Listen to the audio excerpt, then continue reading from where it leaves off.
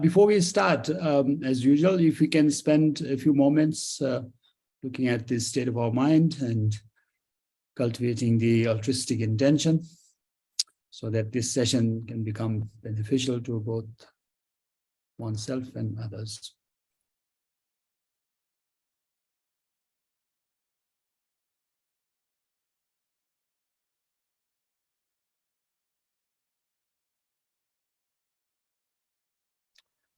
And with that, we've been running this a series of conversations for over 2 years now, primarily to create a forum where we can exchange ideas, we can stimulate thoughts on Buddha nature, and through these discussions, promote this concept of Buddha nature, hoping that this may help us to combat some of the problems we see in the world, like negativity bias or wicked world syndrome, or self-hatred, depression, and so forth. And it's been wonderful to talk to a lot of people with great knowledge and experience. And today I'm so honored and pleased to have this conversation with David, who I've known for now, I think, good 2.5 decades or so. And you have been authority on Buddha nature, particularly in the early Nyingma literature, where I think we see a very interesting theoretical and practical sort of dimensions of Buddha nature. So thank you for really joining us. And as usual, again, I want to start by asking you how you got into great perfection, and when did you come across Buddha nature, or what's the personal story behind your engagement in Buddhist studies in general and the early Nyingma literature in particular? Sure, and thanks so much, Sadra, for hosting this, and Marcus and your work, and Karma. It's a great joy to talk with you today. I mean, you've been one of my oldest friends back in Buddhist studies and in the Tibetan Himalayan world. So it's great to have a chance to actually talk with you about these topics. So I grew up in northern Indiana, which was not a place where there was a whole lot of Buddhism. There was no Buddhism whatsoever. There weren't really even any Asian American families for the most part where I grew up, just a couple scattered here and there. And so I didn't grow up with any exposure to that. And it wasn't something in my family household, which was Irish, Italian, Catholic, basically. And so I first encountered Buddhism at the University of Notre Dame, where I got my bachelor's degree. And I just took a couple of courses that were like survey courses around Indian religions or Asian religions or something. And that essentially is what piqued my interest. And so at some point after I graduated, I had the thought that I should study Buddhism, but I didn't have any money. So the best way to get money to go to Asia and study Buddhism was to go to a PhD program. And that's why I ended up in a PhD program. And so I remember the very first day I arrived at the University of Wisconsin in Madison, Wisconsin. There's a tower there called Van Hise Hall, where the Buddhist studies people were located back then. And I went there for studying summer Tibetan. So it's the first time I was ever had the opportunity to be exposed to the Tibetan language. And on the first day there, we had summer Tibetan with Kamlung Tulku and another person, Brian, I forget Brian's last name. And after a couple of hours of studying, the alphabet, kakagana and so forth, we went out to this plaza on Van Hise Hall, and I saw someone, I think it was someone who went on to become a close friend, Chad Leach, and he was also in the PhD program at that time.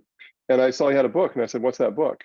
And he said, "Oh, it's this book called Kindly Been to Ease Us," and it's a translation of Longchenpa's Semni Nelso by Herbert Gunther. And so I took the book and I looked at it, and that was the first time I ever saw the words of Longchenpa, or the words of a Dzogchen text, of course, in translation in English. And after looking at it for about 60 seconds, I said, well, I'll do my PhD on that then. and that's actually how I began with Dzogchen. And that was my first exposure really to the whole notion of Buddha nature and the great perfection and so forth. And so strangely enough in my life, I often do things like that. I just make snap judgments and it ends up having years and years of consequences. So that was where it all began. Yeah.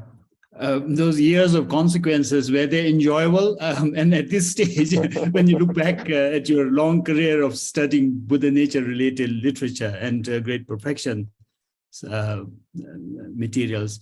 I mean, how do you understand Buddha nature? I think we have quite a number of people in the audience who wouldn't necessarily have a sort of advanced, well-informed understanding of Buddha nature. So if you can share that. Sure. So, I mean, I went through a long period of complete ignorance. So it wasn't like I was, I had someone who gave me tutelage from day one in these particular areas, but rather I just said, that's what I'm going to do. And my teacher at that point was Geshe Lundrup Sopa, who was a very accomplished scholar in the Geluk tradition, who was a professor at the University of Wisconsin. And he was very supportive and kind to me, but he knew nothing whatsoever about these topics of Nyingma traditions and the Great Perfection and so forth. So it was really, 3 years at Wisconsin, just struggling through reading translations and other kinds of things. And of course, I was doing a lot of other stuff that had nothing to do with Buddha nature or the Great Perfection.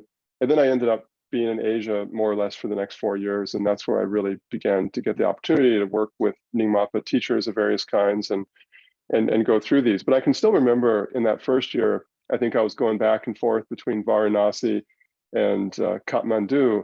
And I was having trouble. I got lots of teachers who I was getting various teachings from, but I couldn't get anybody to read with me what I was trying to read, which was Longchenpa's Sigdun Se, which is this masterly survey, the treasury of words and meaning of the Dzogchen Nyingtik tradition, and particularly how Buddha nature plays out in it.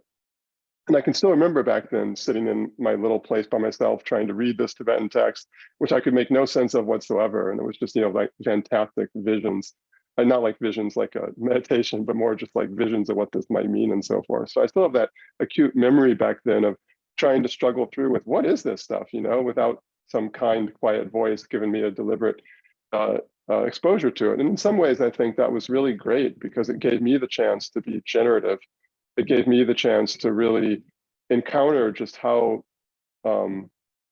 uncertain or unknown some of these meanings are, and rather than just having someone give me a really clear, patient exegesis and having to sort through that myself, and only gradually over time being able to get access to the competency in Tibetan and the types of teachers and so forth that could help me really understand these.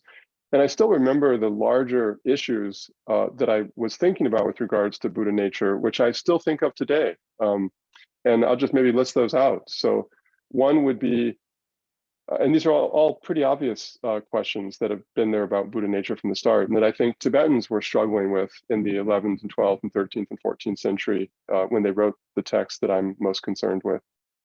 One would be, how do we interpret this idea of Buddha nature? Do we interpret it literally? Do we interpret it metaphorically as something about essential goodness or capacity for spiritual awakening? And if we don't just go to those metaphoric, abstract explanations, what does it actually mean? Does a Buddha nature have agency? And if it does have agency, what kind of agency does it have? And how does that agency, if it's located within us, how does it relate to our own agency as individuals?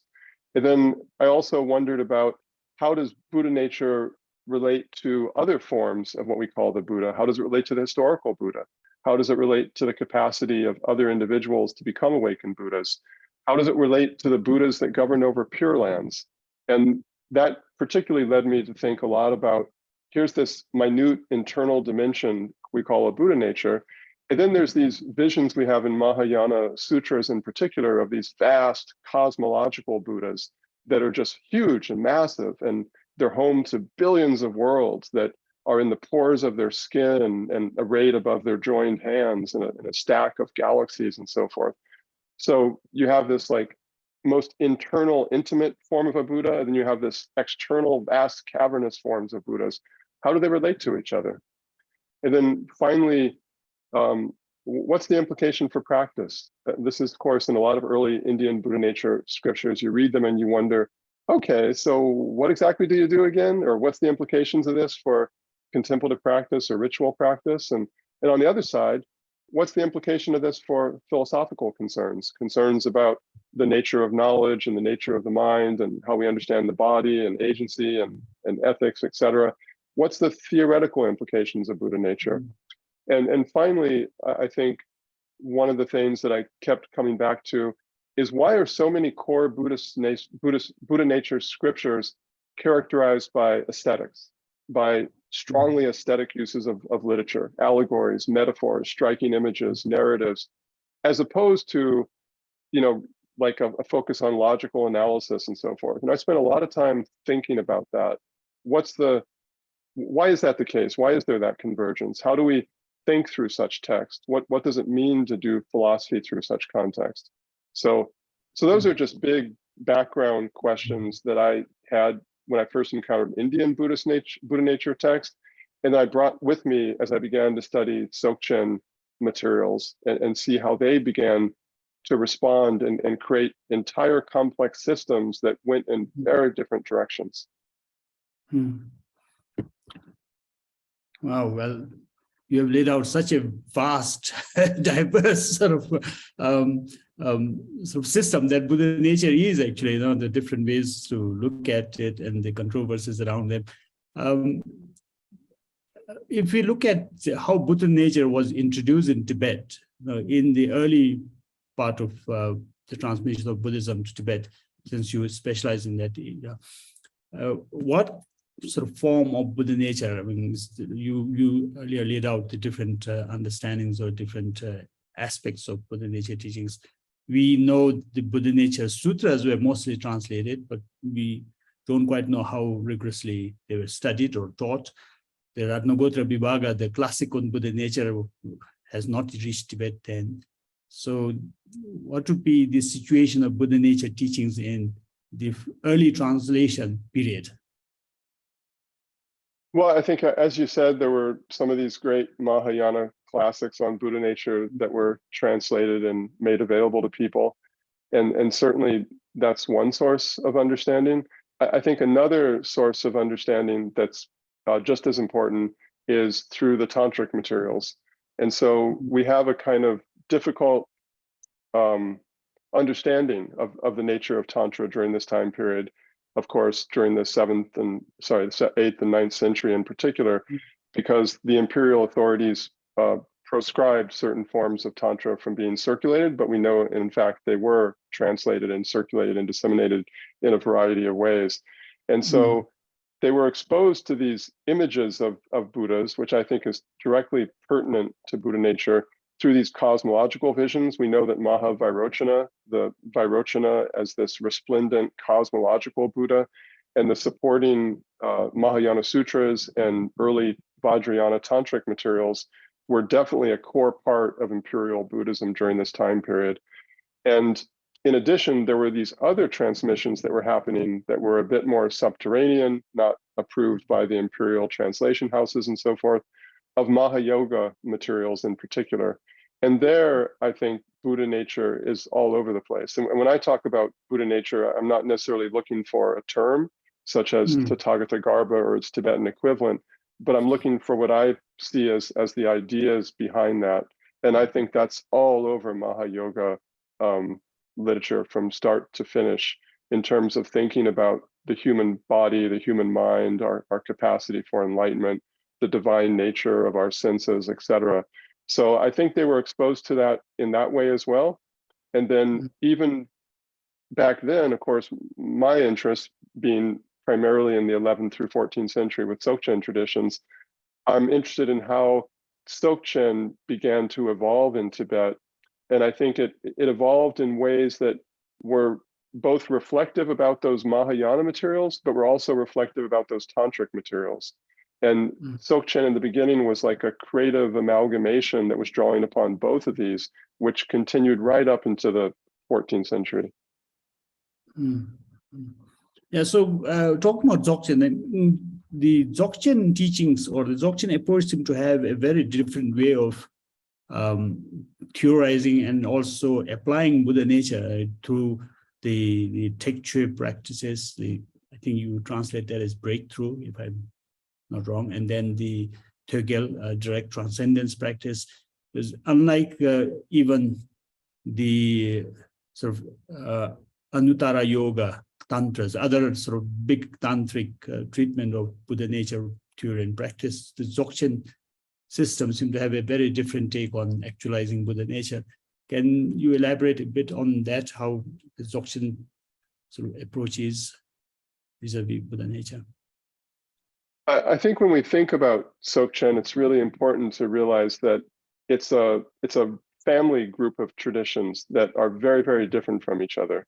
And so from this time period of the 8th century, when it's pretty clear that Dzogchen begins to emerge in Tibet, and then through the 14th century, there are so many different traditions that fall under this category that we now think of as Dzogchen.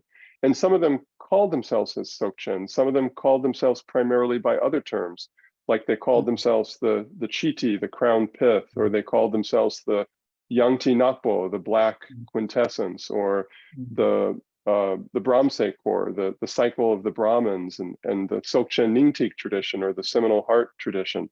So there were all these different traditions that were bound together. And I think the one that obviously emerged as historically most influential, and which was the one that did the most interesting things, I think by far, with Buddha nature theory and practice, was the Dzogchen Nyingtik tradition. And so that's what, when you talk about Tekcha and Tugel, these two forms of contemplative practice that both work directly with Buddha nature ideas and realities, those are both terms and practices that emerge in the 11th century with the Dzogchen Nyingtik tradition. And so in the Dzogchen Nyingtik tradition, I think the way to start thinking about Buddha nature there is really to think about creation, or divine creation, because I think divine creation is what characterizes the way that Dzogchen Nyingtik takes Buddha nature and makes it at the very heart of a complex philosophical and contemplative system. And so if we step back and we understand the nature of divine creation for the Dzogchen Nyingtik tradition in the 11th century going into the 14th century, then I think everything else begins to fall in place.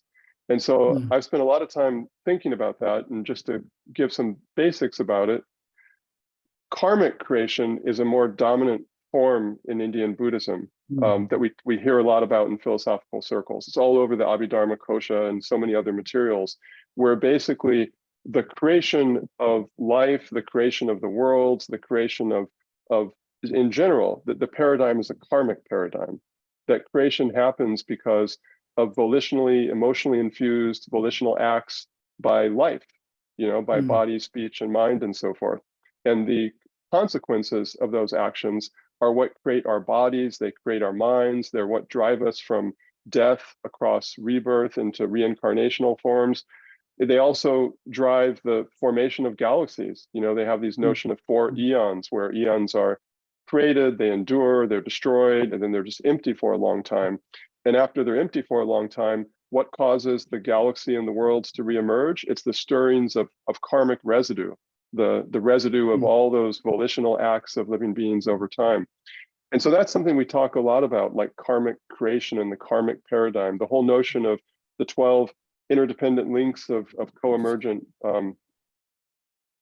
origination, or codependent origination, is about karmic consequences and karmic causation and so forth. But there is another model that's all over Indian Buddhism that we don't often kind of thematize enough, and that's a divine model of creation. And that divine model of creation is something that was really transparent in imperial Buddhism in Tibet in the 8th century and the 9th century. We see it with the mandalas, the Mahavairochana mandalas. We see it in the Mahayoga works, the deity yoga stuff. We see it in the Buddha nature scriptures and so forth. And we also see it in the great visionary Mahayana sutras like the Avatamsaka Sutra and those other sutras that have these beautiful scene setting beginnings of the sutras, where you have these visions of Buddhas across the galaxies that are connected by rays of light, and the notion of pure lands, where Buddhas create pure lands and they engage in divine acts of creation and so forth. So that divine act of creation, I think, is really critical to understanding Dzogchen thought and practice. And what they do with it is they ask the question, how do we go from nothing to something? How does the world emerge? How does life emerge? How does the mind emerge? And they go to the emergence of Buddha, of bodies out of Buddhas, the 3 kaya theory of Buddhas, that there's a Dharmakaya, a Sambhogakaya, and Nirmanakaya. And so the Dharmakaya is this matrix of emptiness. And what happens is, out of those, these Pure Land Sambhogakaya Buddhas, these enjoyment Buddhas, they emerge. And that, for the Dzogchen Nyingtik tradition, is the very basis of what they think of as the nature of creation, the nature of divine creation. And that's what Buddha nature is for them. Buddha nature is the presence of that divine creation within all forms of life. And it's constantly active. It's not inert. It's constantly spilling over into these arrays of Pure Lands and then Nirmanakaya Buddhas and so forth. And so when you look at the philosophical system in the Dzogchen Nyingtik tradition, you have, I think of it as like 9 different places where this divine creation, and I'll stop talking after I give you the 9. So these 9 contexts in which this divine creation happens. The first 3 are about beginnings, the second 3 are about middles, and the last 3 are about ends. So in terms of beginnings, cosmogony. How does the world begin? Literally, how does the world begin? And they talk about a primordial ground that's original purity and spontaneity. And that original ground is nothing in its own right. And yet out of it, the world flows into what's called the appearance of the ground, or the presencing of the ground. And it's described as a youthful vase Buddha body in which primordial knowing stirs, and then the seal breaks open in the vase and the world emerges. And what does the world look like? The world looks like a divine set of Pure Lands. And then if those Pure Lands are recognized by the awareness that emerges in the same process, then you have enlightenment. If it's not recognized, you have unawareness, marikpa, and you have the emergence of samsara. So cosmogony. And then cosmology. If freedom happens, that's what the story of the primordial Buddha, Samantabhadra, Kundu Sampo, literally all good, the all good Buddha. The all good Buddha is that awareness which in the very beginning of the universe essentially recognizes the nature of those appearances as intrinsically self. And so he or it becomes freed. And so you have this whole story of cosmology and how these worlds then emerge, and how that Buddha becomes these massive cosmological Buddhas in which galaxies are held. And then finally, for beginnings, you have embryology. The Dzogchen Nyingtik tradition talks about the nature of, sorry, just 1 second. He's not going to shut up, but embryology, when they talk about the formation of the human body, typically Buddhist accounts will talk about karma driving it. But in the Dzogchen Nyingtik tradition, they talk about 2 small eyes, the eye of the lamps and the eye of the elements. And the eyes are Buddha eyes. They're used the honorific form of the word eye. And those Buddha eyes are the presence of the Buddha nature and primordial knowing that actually drive the formation of an embryo in a mother's womb. So you see at every level, the Buddha nature is profoundly active. And then I won't go through the others in detail, but in the middle, physiology. How do they explain the human body? They explain it as a series of channels of light that go throughout the body, and through which the Buddha nature in our heart is constantly manifesting and spilling out with gnosis and bodies that run throughout our rays of light, or our channels of light in the body. Psychology, when they talk about how the mind works, they talk about the relationship of the Dharmakaya to the Alaya Vijnana, this universal ground of ordinary knowing and cognition. And they say that the primary thing is the Dharmakaya. It's in our heart right now, and it's generating the psychic energy that becomes the Alaya Vijnana, that becomes the basis for ordinary knowing when we fail to recognize it. And then epistemology, how do we know the world? They talk about the senses as gateways of primordial knowing, literally how you translate yeshe, which is the knowing of a Buddha, and that the Buddha nature in our heart projects out through these gateways into the world around us where we can see them. And then finally, the 3 ends, soteriology, like how do we become enlightened? How do we become liberated? And all of the main contemplative practices in Dzogchen are about Buddha nature and how we work with Buddha nature in a contemplative context. And we can talk in more detail about that. And then the second kind of end is dying.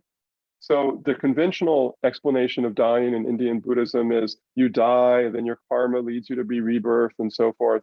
And the Dzogchen Nyingtik explanation of dying is completely different. Instead of saying it's all about karma, they say it's all about the Buddha nature, that in the moment of death, our internal Buddha nature is revealed, and we have systemic experiences of it. first in the form of radiant light, and then in the form of peaceful Buddhas and wrathful Buddhas. And only if we fail to recognize those does karma then take over and recreate our birth in samsara. And then finally, in the 11th, 12th century, there's accounts of the final ends of the universe, where it says, like, after endless numbers of bodhisattvas have worked to essentially liberate every sentient being, and there's no sentient being left to be liberated, it says that the Nirmanakaya Buddha's bodies, the emanational bodies, they coil up into the enjoyment bodies, and the enjoyment bodies coil up into the Dharmakaya, and the Dharmakaya coils up into the Dharmadhatu, the expanse of reality. And finally, all there is primordial knowing, or yeshe, which is a Buddha's knowing. And so anyway, so you can see that's how the whole system originates. It builds an entire system of thought and practice that explains everything in traditional Buddhist topics through the lens of this Buddha nature, which is constantly engaged in divine acts of creation.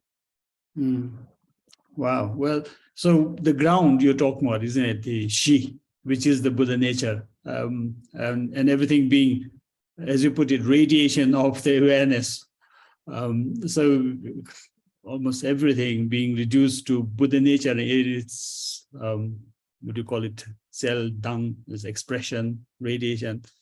But when that, in actual practice, which you said you'd like to elaborate more, how you actualize that ground reality, the Buddha nature, especially in the Nyingtik tradition, you have these two main contemplative traditions, right? The breakthrough and the direct transcendence. So what are the specific sort of techniques these two different practices use?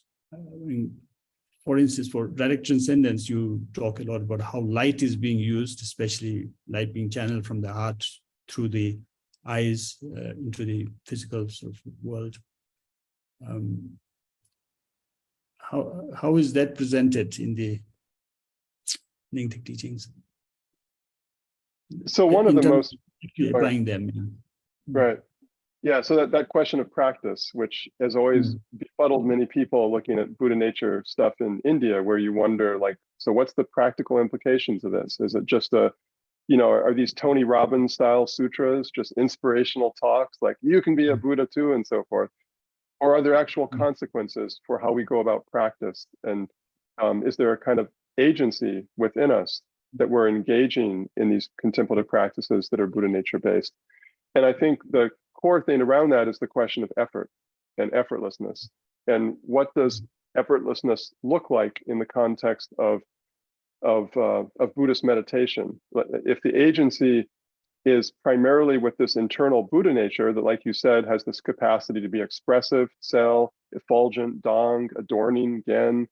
If Buddha nature is active like that, and it has the agency and it's what's expressive, what do? Do we just like stop obscuring it and relax and let go, and this naturally happens? And so this question of how effort and effortlessness can relate to each other around Buddha nature and practice, I think, is at the very core of these practices.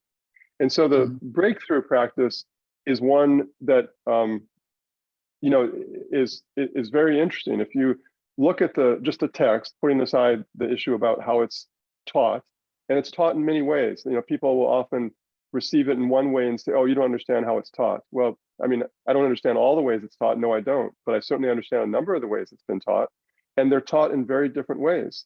And so people sometimes get a little bit doctrinaire about, like, that's how my teacher taught me. Well, that's great. That's meaningful for you, and it's meaningful for them, and it's not even necessarily how they teach it. It's how they taught it to you.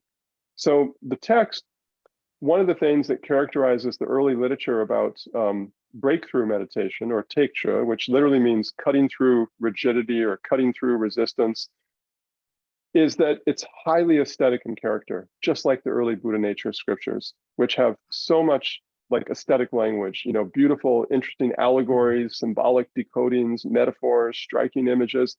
And that's what teikcha texts primarily talk about teikcha meditation. They don't say, oh, do this and do that, and give you all these techniques and procedures that you're supposed to do.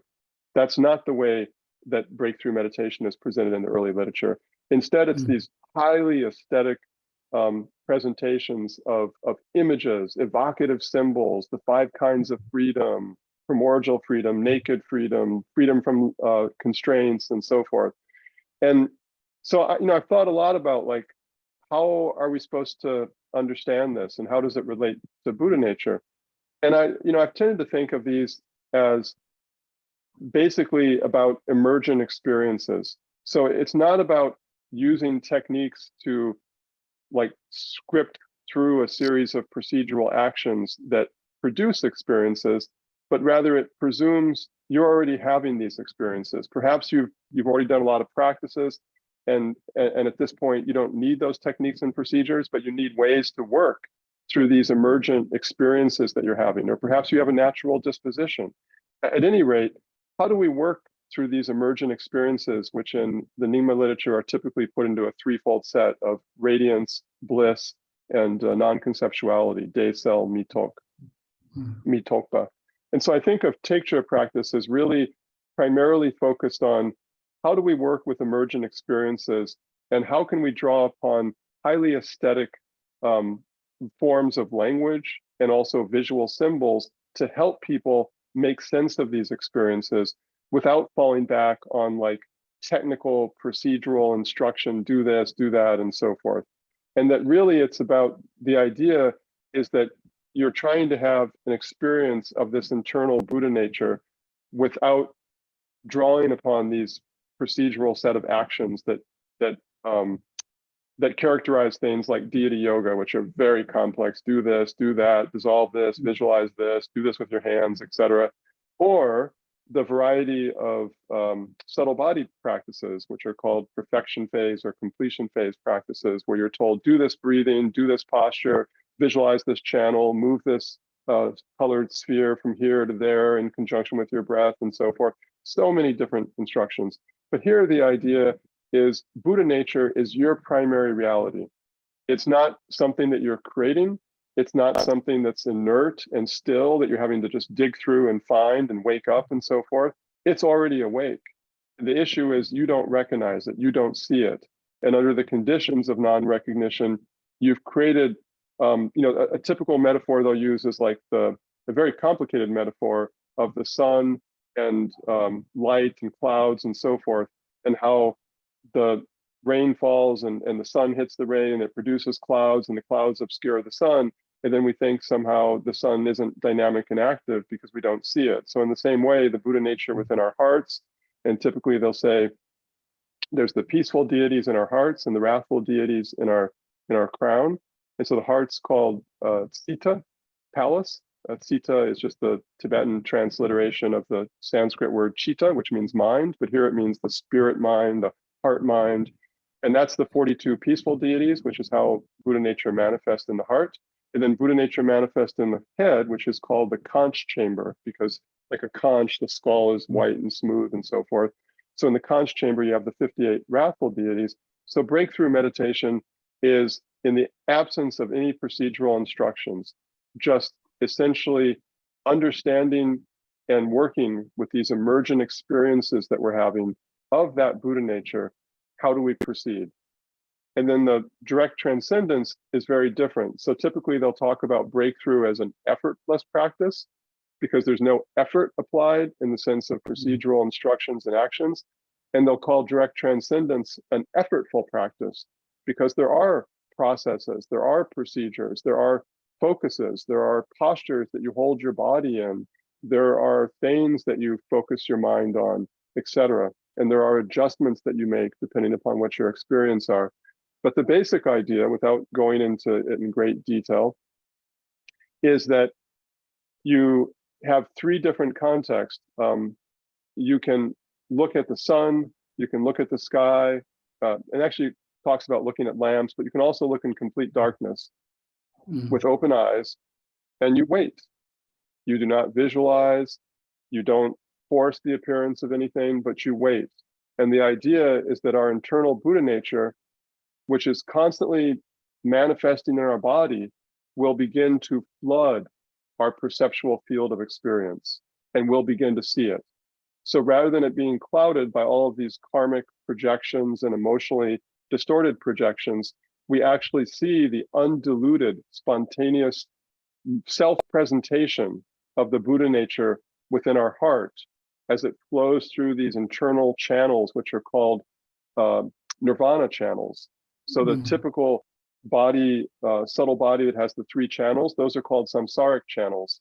And it's said that there's a series of light channels that are called nirvanic channels, and the Buddha nature flows through them, through our eyes, into the space around us, and we begin to see visions of Buddhas. And there's a lot more details, of course, to the practice than that, but you can see that that's 100% a version of thinking, what does Buddha nature mean as a contemplative practice that has procedures?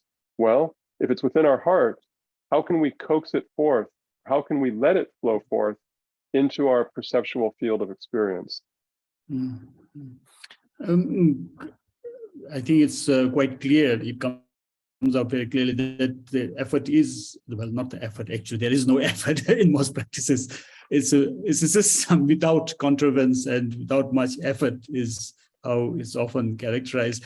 But the point is really to rest in the natural state of the ground, the Buddha nature, isn't it? That seems to be the focus. But when you look at the Nyingma tantric literature, the Dzogchen literature, through ages, then you see the rise of also funerary applications of Dzogchen teachings. You see similar, practices similar to deity yoga and subtle body practices coming in as well. So can you talk about the evolution of these Buddha nature, Dzogchen practices in bringing out inner Buddha nature? How have they changed from the 11th to the 14th century? So from my perspective, and that's all I can really talk about, they have changed dramatically from the 11th century all the way up into the 21st century. The Dzogchen Nyingtik that we see in the 11th century is fundamentally and radically different from what we see with Longchenpa in the 14th century. And what we see with him is very, very different from what we see with, for example, Jigme Lingpa. And then there's many other traditions like the Yangti Nakpo, which I've been doing a lot of work on recently, that supposedly goes back to the 14th, 15th century with a guy named Dungso Repa, the elder, or the younger, and then continues into the 19th, 20th, and 21st century. That's also a very different tradition. So like there's so many different things that happen, but I'll give you just some of the highlights. The first one is, when you look back at the 11th century and 12th century, and you look at the foundations of the Dzogchen Nyingtik tradition, it is profoundly oriented towards the senses and towards a kind of theology and practice of the material elements. Material elements meaning Sachu, Meilung, Namka, Sachu, earth, water, fire, wind, and then sometimes you add space as the 5th. Dzogchen Nyingtik in the 11th and 12th century is like fundamentally oriented around thinking about those material elements. The practices, the philosophical system, it goes on and on at great length about the elements. And it manifests in very particular ways, like in terms of practices. I mean, the Tugel practice 100% is there for sure, but there's all these other practices that work with your senses and material reality as a way to build a kind of meaningful contemplative life. Now, the most famous versions of those practices, which are known later on, are what are called the listening to the sounds of the 4 elements or 5 elements, 4 or 5. And that's this practice where later it gets talked about as a preliminary practice for the Tugel meditation, where essentially you go off into nature and you find naturally occurring forms of water and fire and wind and water and earth, and you listen to them. And you listen to them for like months on end. I mean, it's an incredibly immersive practice. And at some point, you begin to hear cosmological voices. Like in the sounds of those elements, you begin to hear the sounds of dakinis, of Buddhas, of demons, and all these other kinds of things.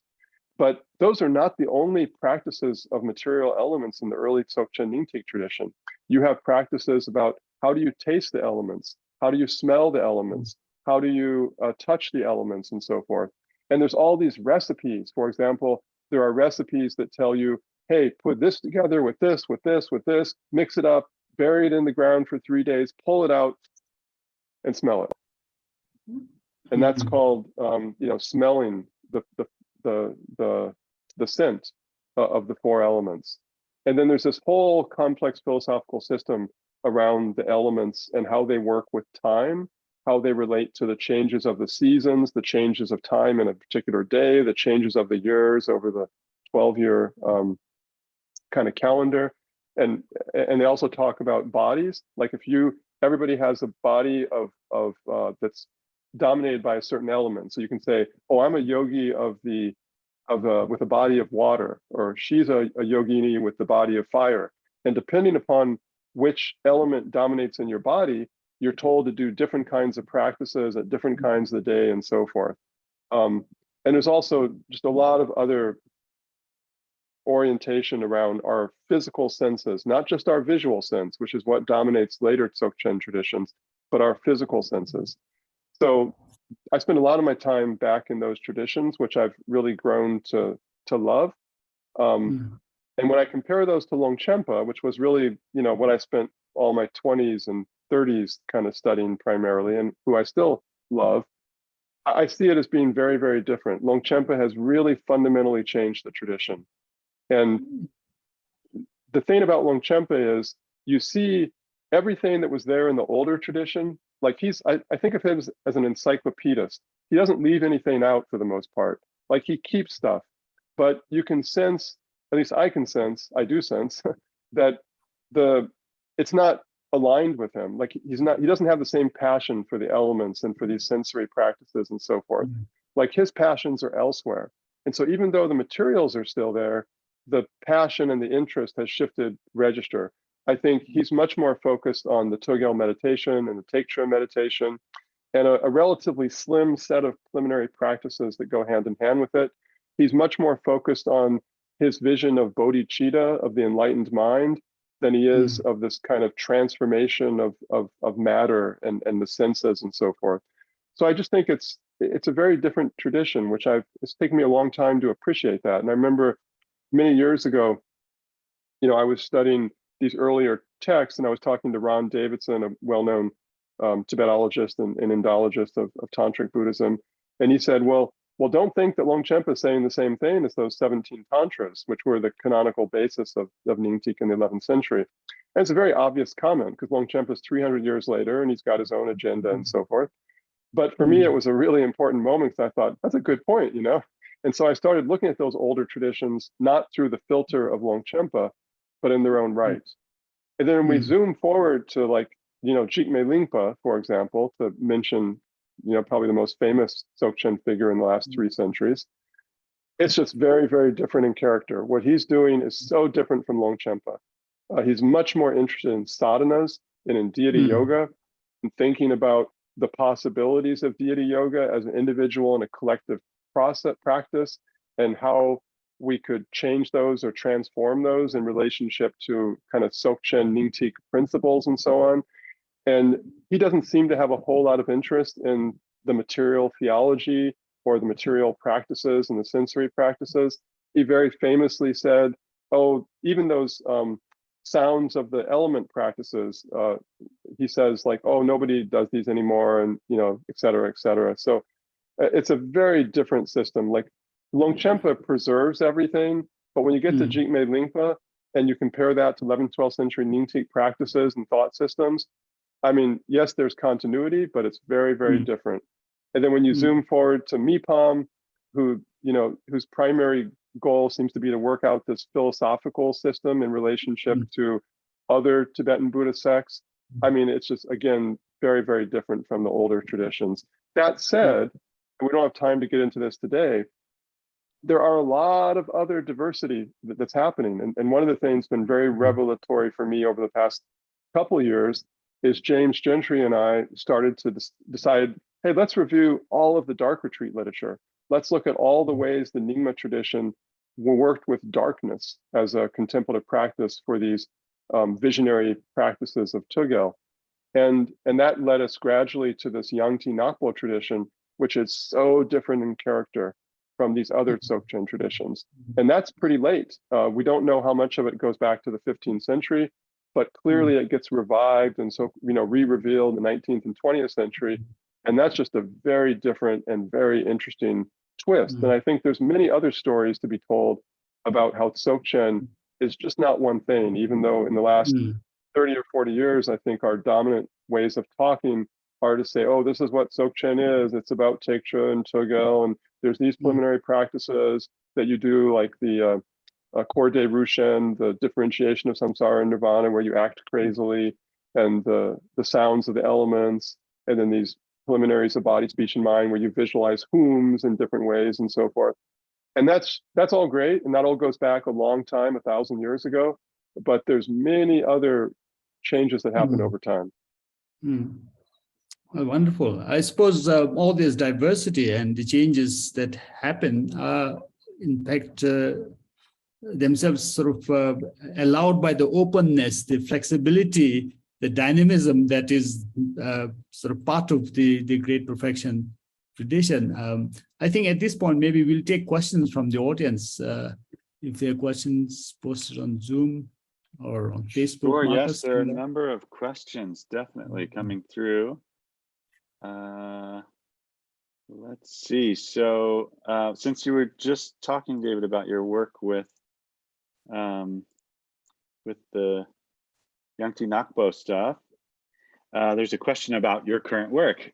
David, I've been enjoying reading through your articles on Dzogchen. There are many references in those articles to future sustained examinations of certain topics. For instance, your history of Dzogchen. I wondered if you were still working on that material or if you had future Dzogchen publications that you're working on.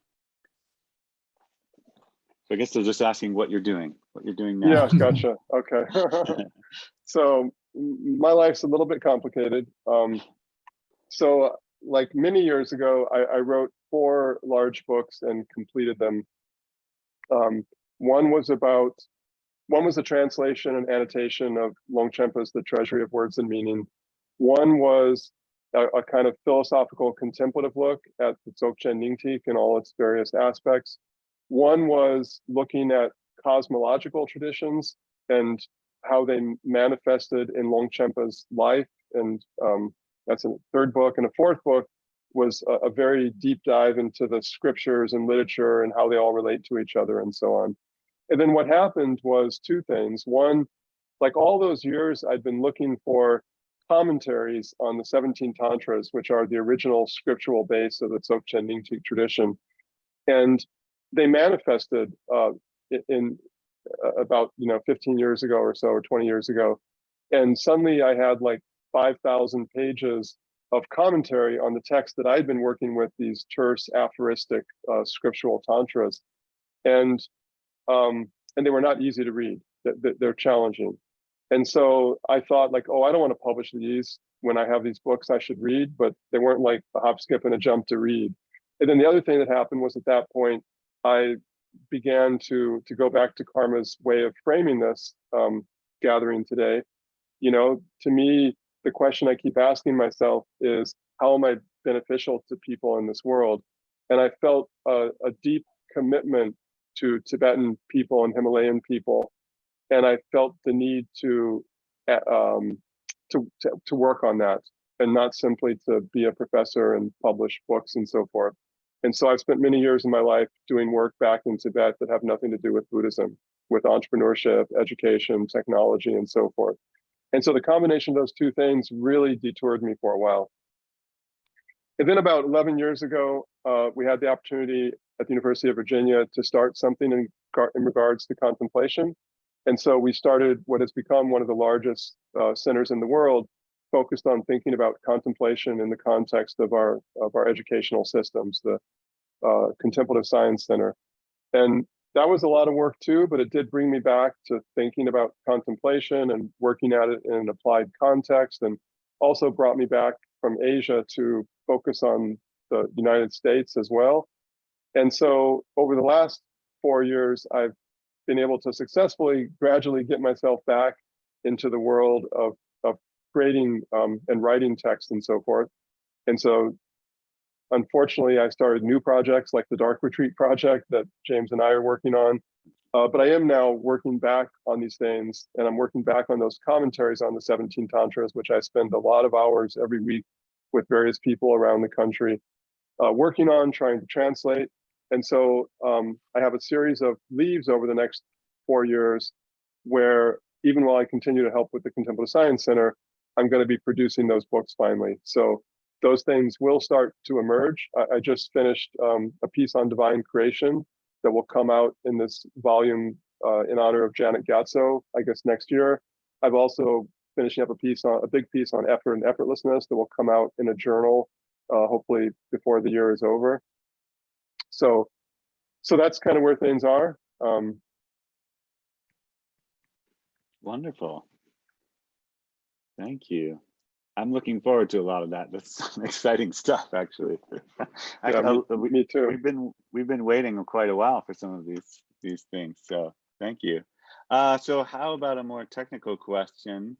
John Newman says, illuminating talk, David. Thanks. Reminds me of when we puzzled over kadak back in ancient times. How does ji in Dzogchen relate to denpa ni in Madhyamaka? Well, it's a question from one of my teachers, John Newman. So I owe a great debt of gratitude to John Newman, who was super helpful to me when I was a beginning graduate student at the University of Wisconsin. And his work on Kala Chakras, which I know he's not asking about, but was really influential for me. And John, I would love to talk with you at some point about that, because I really see clearer and clearer the deep interconnection of Kala Chakra and the Dzogchen Nyingtik. They're both 11th century productions, and they're both circulating in Tibet. And it's very clear to me that the interrelationship and interdependence between them runs extremely deep. So that's a really important topic that I've been thinking about as well. In terms of kadak, so kadak literally means purity from the letter ka, which is the first letter of the Tibetan alphabet. So sometimes people say alpha purity, it's purity of A. I translate it as original purity or originary purity. I can't remember anymore. But so it's a term that's used to describe this character of the ground. The ground is the shi. It literally means a ground in the sense of a foundation or a platform or a basis or a ground. I think some people translate it as basis, some people translate it as ground. And that's this notion that this is the primordial nature of reality. It's the ground. Before there's anything manifest, there's this ground. And so sometimes the ground is understood as tantamount to a theory of emptiness, which I think is completely appropriate in completely appropriate. So the ground is a Dzogchen Nyingtik way of thinking about emptiness and theorizing emptiness. And so they talk about it in several different ways. And then ultimately the ground is explicitly said to be the Tathagata-garbha. So there's an explicit correlation of the ground to the Tathagata-garbha. And the ground is talked about cosmologically as what precedes the origins of samsara and nirvana, but the ground is also located in our hearts as the Tathagata-garbha, from which our body and minds are constantly self-emerging. So one way that they talk about the ground is kadak and lundrup. So originally pure and spontaneously dynamic. So originally pure is really another word for emptiness in a limited sense of emptiness. And spontaneity is a word for manifestation and dynamism and so forth. But really, I would think of kadak not as emptiness, but rather as kadak and lundrup together is what constitutes emptiness for the Dzogchen Nyingtik tradition. It's the co-emergence of this deep state of openness and nothingness together with this deep state of dynamic capacity for self-expression. That's for them what emptiness is. And the other way they talk about emptiness or the ground, which I think it uses the word empty, but again, I think the ground overall is really their model of emptiness, is they say, no otomba rangshin selwa tukche kunkyap, which means empty in essence, radiant in nature, and all-pervading in compassion.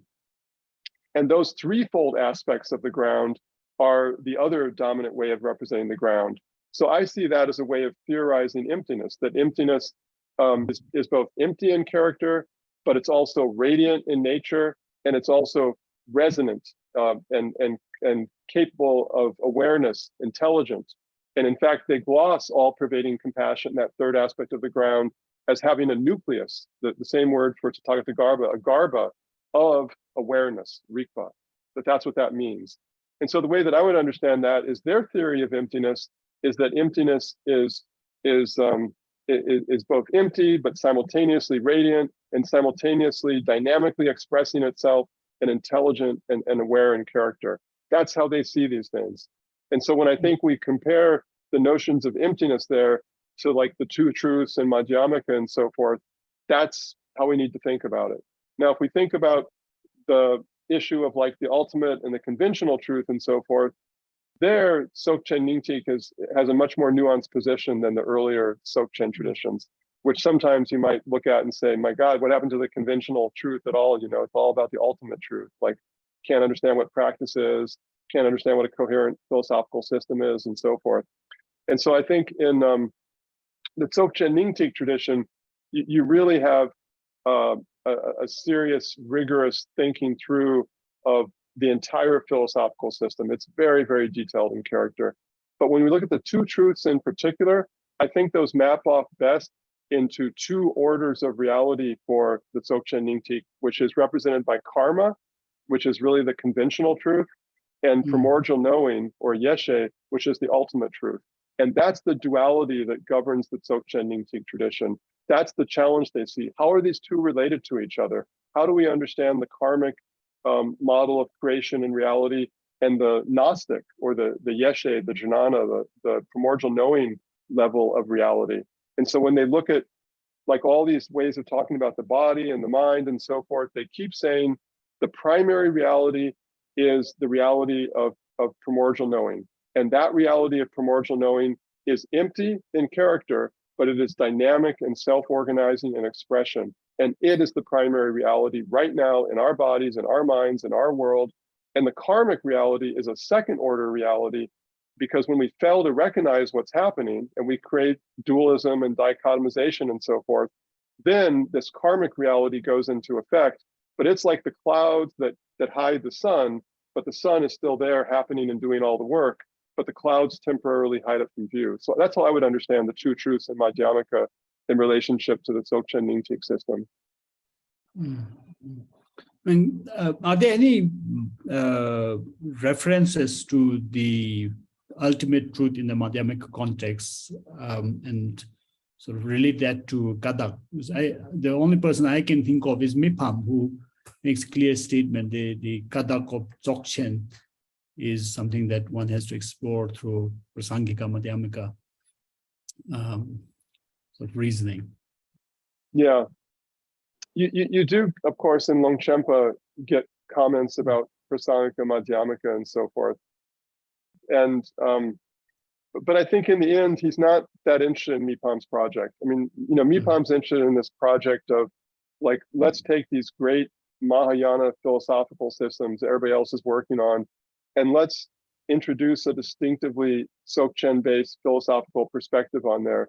And it's a great project, but that's not Longchenpa's project.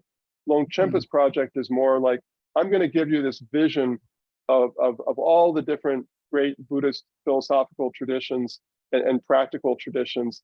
But in the end, what I really care about is Dzogchen. And that's what I'm going to talk about. And so for him, Prasangika Madhyamaka is left behind. It's a lower order thought system.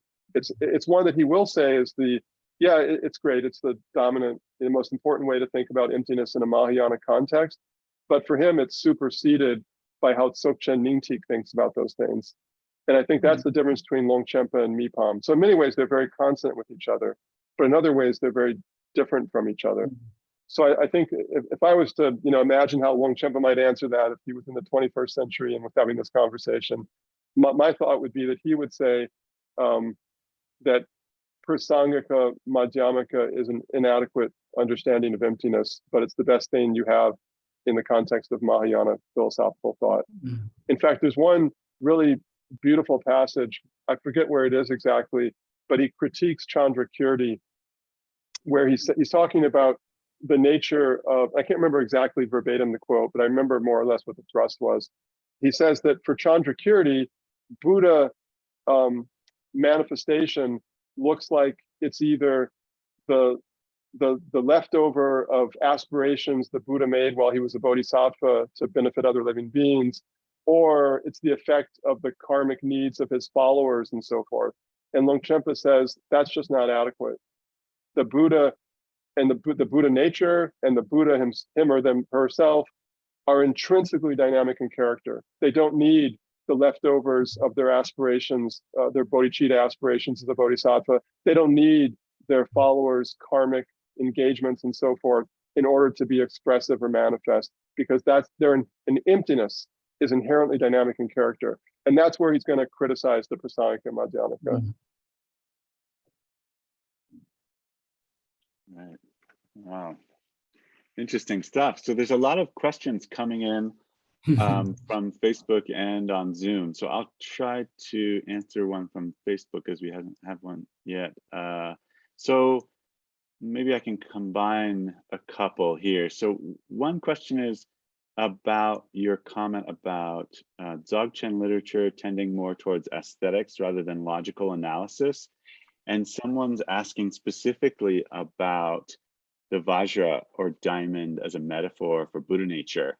Maybe you could speak a little bit about that.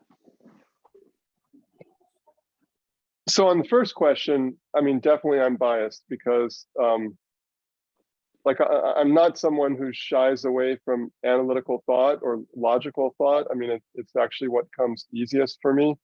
But I must say from a very early age, I was predisposed to the arts, and particularly towards literary arts, poetry, fiction, novels, etc., and also other kinds of arts, visual arts, performing arts, and so forth.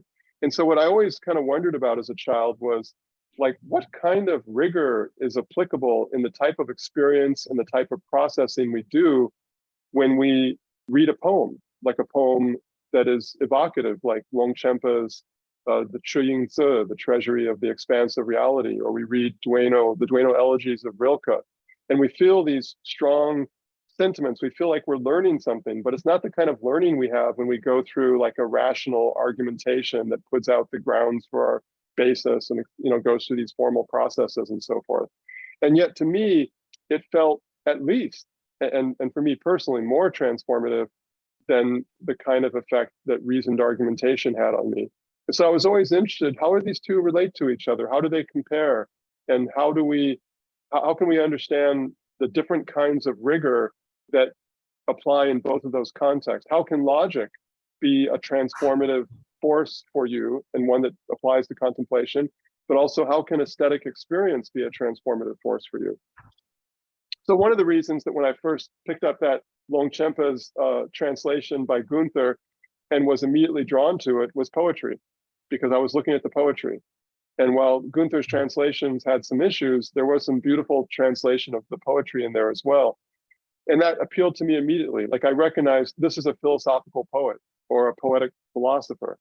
It was someone who saw the convergence of those two together. And that's what really, I think, moves me the most is when philosophy and poetry kind of come together. Now, that said, Longchenpa does a lot of scholastic writing. I mean, you know, he produced thousands of pages of books, which I've read. And even when you go back and you read those early commentaries on the 17 tantras, I mean, those are scholastic to the nth degree. Like the most important Dzogchen Nyingtik tantra is called the Dra Telgyur, which is a really complicated thing how you translate that, but I translate it as the Tantra of Unimpeded Sound. Although I'm currently working with Adam Little on a very long explanation of how to understand that title. The commentary is 2,000 pages long, and it's a commentary on every single word. And it's just like, okay, first question, there's 5 subtopics and 4 subtopics and sub-subtopics, and et cetera. It's a totally scholastic work. So it's not that Dzogchen literature isn't full of scholastic work, and even often they'll go through logical argumentation and debate structures, but the animating spirit of the work is really, I think, more in creative uses of literature, in allegories and striking images and poetic turns of speech and so forth, and particularly in exploring the etymological roots of the Tibetan language. Like, well, people often wonder, like, why do you translate things that way? Well, that's how the Tibetans understood those texts. When they had the word yeshe, for example, they meant primordial knowing. And they explained it that way all the time. And when they said like lugu gyu, which people have gotten mad at me about for little link lambs, that's exactly what they understood that to mean. So like every word and every term, they were constantly deconstructing, exploring, going into flights of fancy, and then coming back to the reality of a practice and so forth.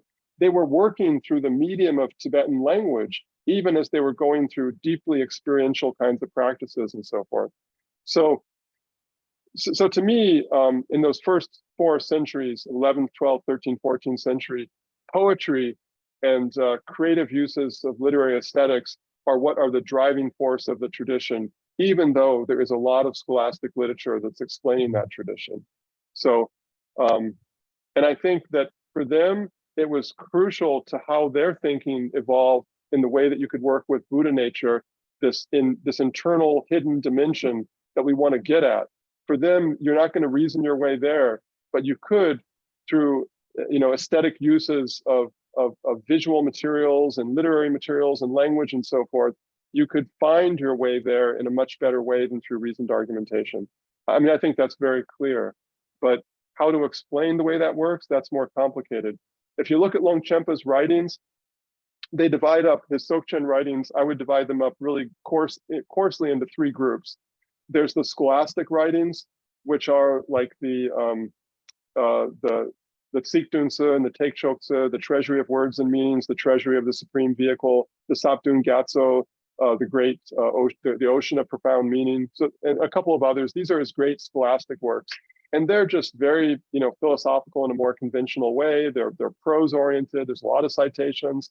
It's very complicated. He makes a lot of finely tuned nuances, and then you have his other writings in the so-called Nyingtik Yapshi, or the 4-part Nyingtik corpus.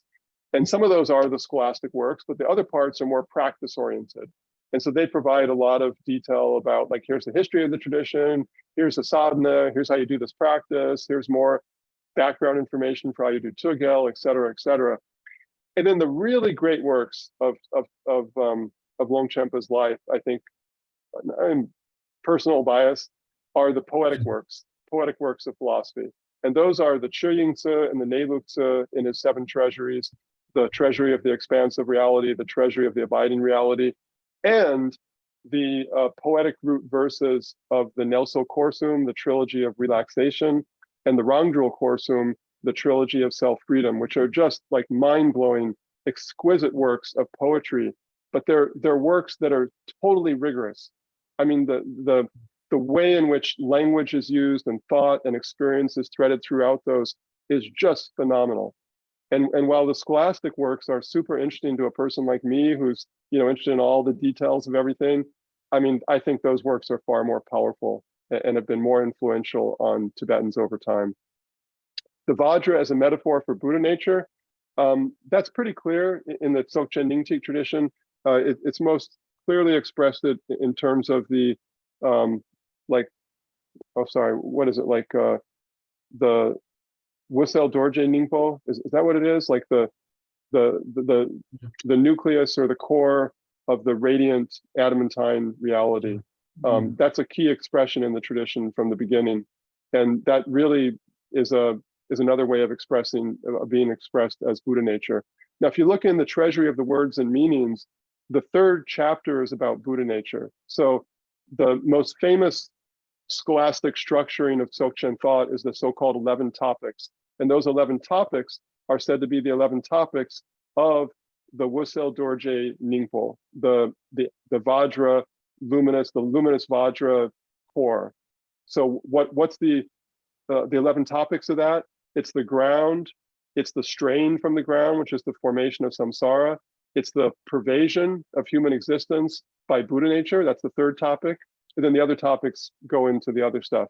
But that 3rd topic, when you look at how he talks about it, that's where he cites classical Buddha nature scriptures. That's where he cites the Mahaparinirvana Sutra, the Uttara Tantra, etc. And he gives those classic Buddha nature allegories that come from Indian literature. And it looks very conventional. And in many ways, it is conventional. But the thing is, that's only the 3rd chapter. He's really just kind of pointing out how this relates to Mahayana Buddha nature thought. The entire book is about Buddha nature, not just that one chapter where he talks about the Tathagata Garbha and quotes the classic Indian literature on it. So, and the way he frames it at the beginning is it's about the Vajra, the luminous Vajra essence, or the luminous Vajra core, which is, again, the Dzogchen Nyingtik understanding of the Tathagata Garbha, or the Buddha nature. So in terms of, I think the question was asking about a broader history of that I couldn't answer. I mean, I'm not sure like when in Indian literature, where there are places where the Vajra is given explicitly as a euphemism or a simile or just another term for Buddha nature. I don't know that answer, but I do know that in the 11th century in the Dzogchen Nyingtik, it's very explicit. Thank you. So you've talked a little bit about the differences between Longchenpa and Jigme Lingpa, and there's a question about that. Is Jigme Lingpa considered a terton for Longchenpa's material? And if so, why were the teachings lost between Longchenpa and Jigme Lingpa? Well, I must say, I'm not like, I think for many years, I kind of saw a cliff after the 14th century. And, you know, I skipped to the 20th century and 21st century. So, you know, working with my own teachers and so forth. But the actual stuff that I studied and I practiced were all 14th century and before. And, you know, recently I'm starting to get beyond that. So working with the Yangti Nakpo and the Dark Retreat, which I think is phenomenal tradition and really super interesting, has gotten me over my biases about, you know, things getting boring after the 14th century. And I recognize Jigme Lingpa, like, what a beautiful writer. I mean, you know, some of my most beautiful, what is that? Kunshok Sumna Deshe Tsawa Sum Salun Tikle Rangshin Sam Nora Rangshin Tuche Kyoko Chanchini Papari Kapsuchi and Ho Natso Nawa Chude Tsunriki Kora Lugo Guda Kempedro Rami Wasa Yusu Nelsa Churte Mishi Nansen Kodo, which are the refuge and the bodhicitta prayers in the Longchen Nyingtik. How beautiful. I mean, those are just really beautiful. So, so I admire that about him. I also admire his creativity in thinking about sadhanas and trying to rethink them and so forth. It's just not really my cup of tea. It's not what I'm that interested by. And so I'm not quite sure how the tradition holds him, but he did not reveal Longchenpa's writings at all. I mean, it's not that Longchenpa's writings were somehow missing and Jigme Lingpa came along and said, oh, here they are. Rather, I think, you know, there was a claim, and I'm not the expert on Jigme Lingpa, I'm not the best person to ask that question, that he was discerning the true intent of Longchenpa's, you know, writings and thoughts. And so his own expressions were, in that sense, understood as further revelations in that vein. But I don't think anybody was trying to say that he, like all these writings that we have of Longchenpa, it's not like Jigme Lingpa re-revealed them. I mean, Jigme Lingpa did his own revelations, and then there was the claim that they were associated or inspired by Longchenpa as well. So, but I'm not the best person to ask that question. Okay, great, thanks. There's another question turning to your current work. In your work concerning Buddha nature as executive director of the Contemplative Sciences Center at the University of Virginia, are you working predominantly with contemplative practitioners or with scholars or with both? For instance, what may be the place for long-term practitioners who work with translated text or whose academic specialties lie outside Tibetan studies in particular? So I would say the majority of the work we've done in the Contemplative Science Center has been applied work to date. It's about a 10 or 11 year history. And our biggest project has been in elementary schools, actually. We sponsored one of the largest projects ever done in North America in elementary school education in the city of Louisville, Kentucky. It's called the Compassionate Schools Project. It was a big effort to build a curriculum with Tish Jennings and Alexis Harris for bringing contemplative practices into a K-5 environment. And then we worked with Patrick Tolan and others on doing this big randomized control trial with 20,000 kids, the results of which are just coming out this year. So that's a big project that we've been working on. But the more sustained effort we've been doing is with higher education. So thinking about how do we take a chemistry class or a physics class or a history class or an economics class or an astronomy class, and what would it look like to bring contemplation and contemplative principles into that class? It can involve doing practices, but it can also involve much more wide-ranging thoughts about how do you do contemplative assessments, contemplative assignments? What does a contemplative classroom environment look like? How does a teacher conduct themselves contemplatively, and so forth? So we do a lot of work with that. We do a lot of work with co-curricular programs, extracurricular programs, fraternities, sororities, residential life. It's really an attempt to think about the entire structure of higher education and how contemplation and contemplative principles and contemplative values can help us reassess what we're doing at a time when young people are suffering from a historic degradation of well-being, which is what's going on, if you haven't noticed. I mean, basically, every measure we have of the well-being of youth is crashing. Anxiety, depression, self-harm, suicidal ideation, suicide, etc. 1 out of every 4 kids in high school in the US tries to kill themselves who are lesbian, gay, bisexual, etc. 1 out of, I think, 8% of all kids across all categories try to kill themselves during high school, etc. It's the second leading cause of death amongst undergraduates in American colleges. So in the face of that, that's really what motivates me personally to work with the contemplative science stuff, is how can we engage in transformation in ways that can help address that situation of suffering, but also address the potential and the capacity for understanding and growth amongst our young people. Personally now, I'm trying to kind of work more towards my own roots, which are a deep involvement with scholarship,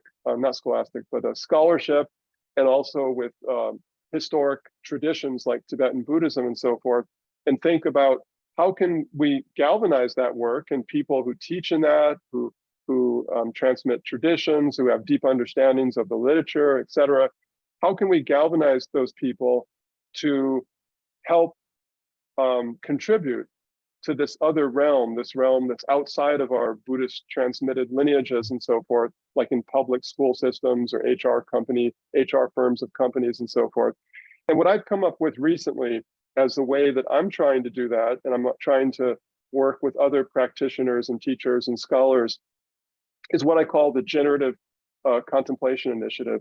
And the idea behind this is to think about contemplation as a generative capacity rather than as a series of products that are shrink wrapped that we have to transmit over time.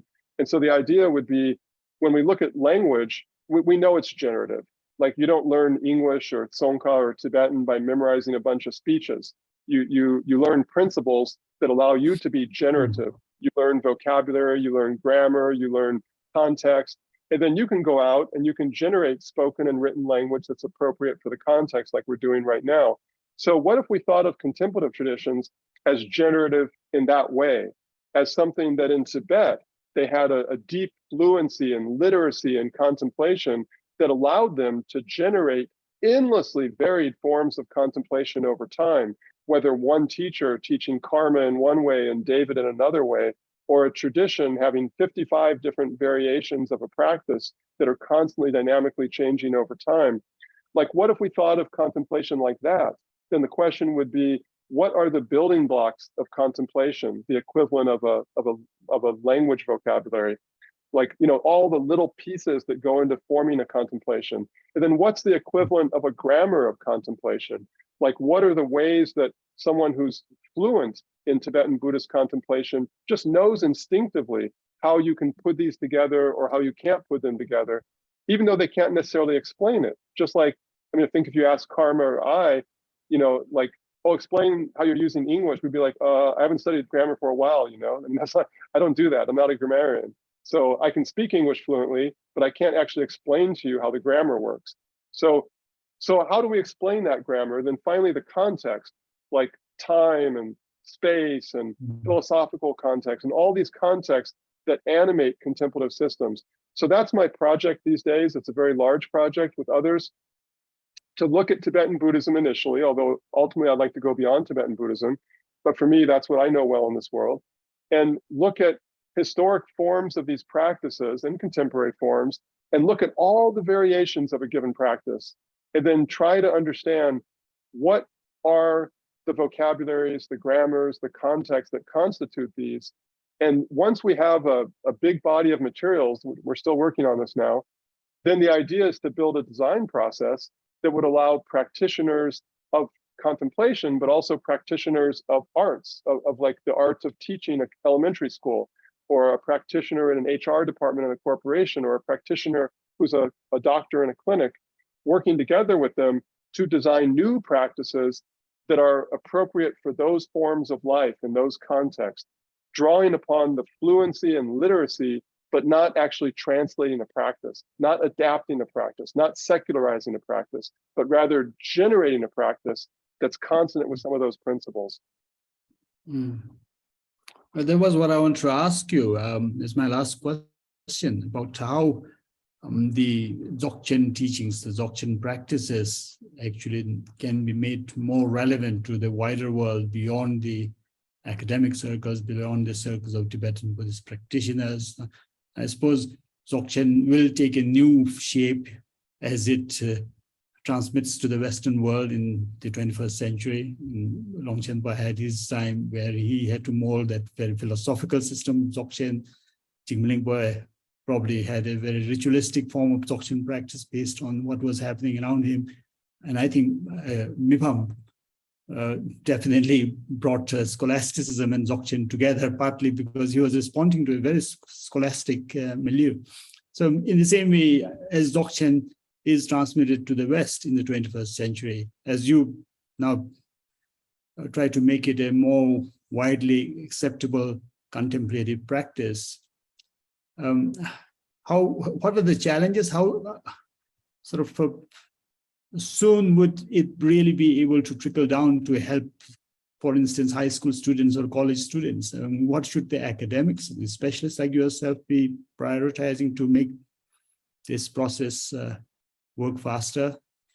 Can you explain this process, the changes that's happening and changes that would be required? Yeah, that's what I think a lot about these days, because I have, apart from like individuals, like my family and so forth, I mean, I have three great loves in this life, and one is Tibetan people and culture, one is the Tibetan land, and one is the Tibetan Buddhist traditions, and particularly Dzogchen. I mean, those are the things I love. And like, when I'm thinking about 11th century Dzogchen Nyingtik or 14th century Longchenpa's writings and so forth, I mean, love really is what comes to mind first and foremost. I couldn't tell you like these are better than some other tradition. How would you say that? Like, it's like saying, hey, Karma, is your mother better than my mother? Well, I mean, she's your mother, right? You love her, and I love my mother. But so these are what I love in this life, and there are things that have a profound impact on me. Like you said early on, was this those years spent studying after that, were they enjoyable years and so forth? I don't know about enjoyable, but they shaped who I was, and I couldn't imagine myself being different. That land and those people and those traditions gave me fundamentally important, essential ways to understand myself and the world around me. And so as I'm now in this position here at the University of Virginia, where I'm leading these efforts in the contemplative science and student flourishing, we're currently actually building a 60,000 square foot building in the middle of the campus devoted to contemplation called the Contemplative Commons. So there's an opportunity. And so I'm really asking these questions a lot, like, how do we do something that's not just mindfulness and yoga 101, like everybody is doing across North America and so forth, but how can we look back at this rich heritage of our species that's done so much experimental work in things like Dzogchen and so forth, and be able to bring some of those into new forms that are appropriate for our context and our realities. Just like you said, in Tibet, they did constantly. Even though when you talk to a Tibetan teacher, they'll make it seem like it's all the same thing over so many years, but it's not what the history tells us. History tells us Tibetans were constantly innovating, constantly changing, constantly adapting to their changed circumstances. Like this morning, I was reading your article about Buddhism and media, so looking back at the way that media has been changing over all these years with regards to Buddhism. So I think the challenges, I mean, the approach I'm taking is what I just talked about, the generative contemplation and thinking about contemplation by design and so forth. At the personal level, I think some of the challenges I feel are that I know Tibetan people and culture and traditions obviously are under a lot of pressures over the past 50 years because of things that have happened, as we all know about. And a natural reaction to those kinds of pressures is to shut down, is to be conservative, is to resist innovation, because so much is being lost, so much has been lost, and there's so many pressures you feel arrayed against you. And so you kind of want to be conservative and lock down what's left and say, no, it's got to be like this because that's how we do it and so forth. So I think that's a challenge, and it's a challenge because like that's the reality of Tibetan and Bhutanese and other Himalayan people. And these are their traditions, you know, that they have created and nurtured and been intertwined with their individual and collective souls over so many centuries. And for us, I'm not Tibetan. I mean, you know, maybe the father of Tibetans, because I have 3 children who are half Tibetan, so I guess I have that claim to fame. But I'm not Tibetan. And so, you know, it feels problematic to like disagree with Tibetans who are lineage holders and so forth about what the future of these traditions might be or what one might do with them and so forth. And so I think that's a real challenge. Like, you know, are there Tibetan teachers out there, ethnically Tibetan Bhutanese teachers, who are interested themselves in exploring these frontiers? And you know, and there are some I know, and there are others who definitely are opposed to that. And so I think that's a big issue. And I think that's probably one of the reasons why I framed the Generative Contemplation Initiative like I did, which is, this is understanding. I don't feel bad about understanding things in a different way.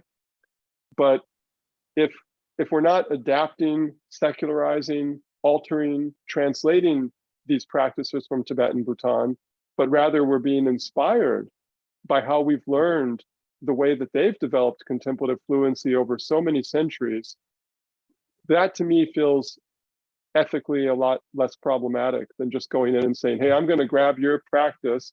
I know you don't like what I'm going to do with it, but I'm going to go put it over here and secularize it and use it for some other purpose. Even if my motivation is good, that feels problematic to me. And also, I'm not even sure it's really a good thing to do. Like, I mean, it'd be a good thing for Bhutanese to do, like karma punsok, you know, but like, you know, karma, you're part of a living, breathing Vajrayana culture. And I'm not in America. You know, America is not a Vajrayana culture. It's not a Buddhist culture. It's a culture that's very secular, that's very Christian, and it has, you know, threads of Judaism and Islam and Buddhism and Native American religions and so forth threaded throughout. So that's a very different reality than working within Tibet or within Nepal or within Bhutan, which I'd have a very different perspective there. So I'm hopeful that over the next 5 or 10 years, as we go through this, that we will find an ever-evolving partners who are Tibetan or Bhutanese or Nepali to work with us, but that we also find people who are practitioners, who are scholars, who are people who aren't Buddhist at all, who are just interested in finding practices that can help people be more resilient, more caring, more insightful in an era where there are so many forces arrayed against us, in an era which people have called an era of toxic attention, you know, attentional toxicity, that such practices and approaches are in more need than ever. Yeah, thank you. Well, I think that's exactly why we have also started these conversations on Buddha nature, because perhaps we need more of such positive discussions and also encourage each other. I hope your big projects of bringing contemplative sciences to the larger society in the West, particularly in the US, will be successful. I mean, when I look at the Tibetan Buddhist heritage or the Buddhist heritage in general, I don't particularly see it as sort of strictly associated with any particular geography or ethnic group. It's a universal heritage. I think it would be good to respect the integrity, but I hope our leaders will also be dynamic and flexible enough to adapt to current times. Otherwise, we'll end up being irrelevant, and being irrelevant would mean gradually sort of disappearing into oblivion. And I think what you are doing through these generative contemplative practices or contemplative science work is extremely useful, and it's probably something that a lot of the Buddhist teachers here from the Himalayas should also start looking at to keep the timeless message going instead of remaining static and then getting lost. We have already spent over 1.5 hours. Wonderful session, and none of our, well, almost all of our audience are still with us, so they must have thoroughly enjoyed it. It was such an illuminating, eloquent, gripping talk. Thank you very, very much, David, and I hope everybody enjoyed the conversation. So with that, I think we should bring this session to a close. No, Marcus? Yes, wonderful. Thank you all so much for being here. Thank you, Karma. Thank you, David. It was a real treat. Yes. Wonderful. Thank you. Yeah, and thanks to both of you. And I was also saying, you know, Karma, you're an inspiration, and the work that you've done at Lowden and elsewhere is, I think, you know, shows a pathway forward for how traditional values and practices can be integrated with radical innovation. Thank you. Thank you. Thank you Okay, so much. good night from my side. Have a wonderful Okay. weekend, everyone. Thank you. Thank you. Bye. Bye-bye.